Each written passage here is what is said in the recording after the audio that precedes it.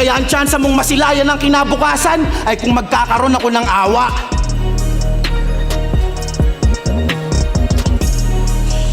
Sorry, nakalimutan ko na kasi kung paano maawa. Kaya ngayong gabi, ako ang inyong titingalain.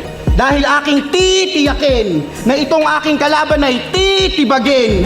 O let's get one thing straight. Hindi tungkol sa ngipin mo yung punchline. Kaya tunog tit, tit, tit. Yun ay dahil iiwanan kitang flatline, bitch. Congrats! 13 years ka nang mahina! Paano mo na-maintain?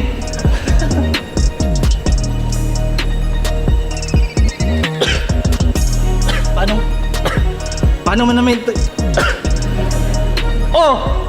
Gago! Yun na yung punchline kung di mo nabatid. Kasi yung choke ko parang karir mo ang tagal na sa mid.